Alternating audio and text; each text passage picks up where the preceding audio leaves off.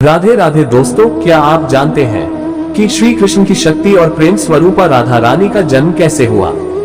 हर साल भाद्रपद माह की शुक्ल अष्टमी को राधा अष्टमी मनाई जाती है। आज हम जानेंगे राधा रानी का जन्म रहस्य, उनकी महिमा, राधा अष्टमी की पूजा विधि और व्रत कथा। तो वीडियो को अंत तक जरूर देखिए। राधा रानी का जन्म भाद्रपद माह के शुक्ल पक्ष की अष्टमी तिथि को बरसाना में यमुना के पास रावल वृंदावन नामक गांव में हुआ था। उनके जन्म के कुछ समय बाद ही राधा रानी के पिता वृषभानु जी वहां से चले गए और बरसाना में स्थायी रूप से बस गए। राधा रानी की माता का नाम कीर्ति देवी था।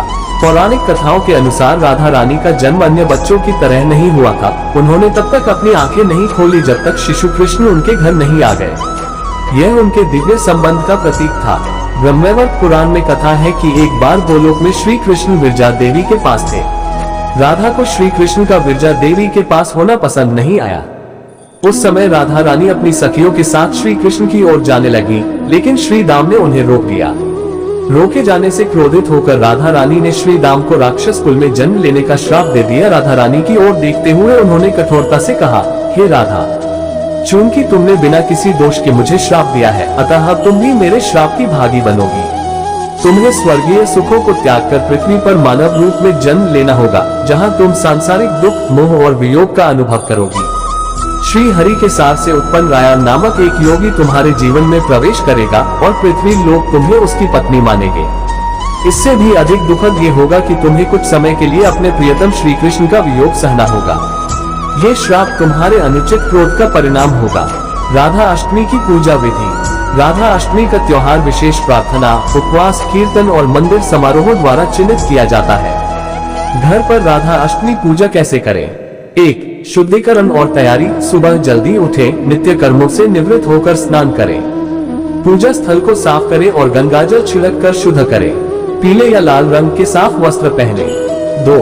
वेदी स्थापना। एक चौकी पर साफ कपड़ा बिछाएं और बीच में मिट्टी या तांबे का कलश रखें।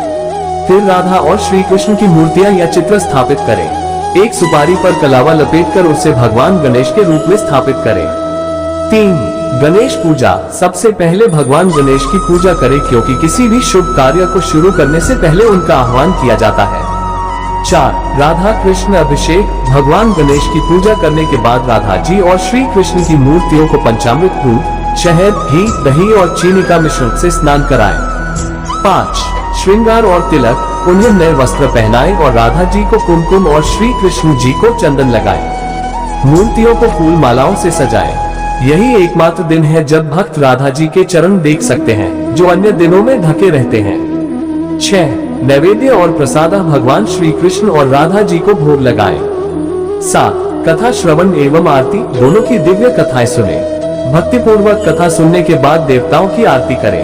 8. प्रसाद वितरण। आरती के बाद प्रसाद वितरित करें। 9. अगले दिन श्रद्धानुसार विवाहित स्त्रियों और पुरोहितों को भोजन कराएं और उन्हें दक्षिणा दें। गायों को चारा खिलाएं और जरूरतमंदों को भोजन बांटें। राधा अष्टमी मंत्र जाप।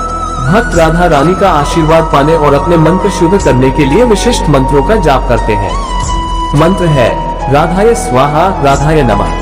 दोस्तों, राधा अष्टमी केवल व्रत या पूजा का दिन नहीं है, बल्कि यह प्रेम, भक्ति और समर्पण का पर्व है। राधा रानी की कृपा जिसके जीवन में आ जाए, उसके जीवन की सारी कठिनाइयां दूर हो जाती हैं। आप सबको राधा अष्टमी की हार्दिक शुभकामनाएं। अगर वीडियो अच्छा लगे तो चैनल को सब्सक्राइब करें और राधा रानी का जयकारा लगाएं। राधे राधे।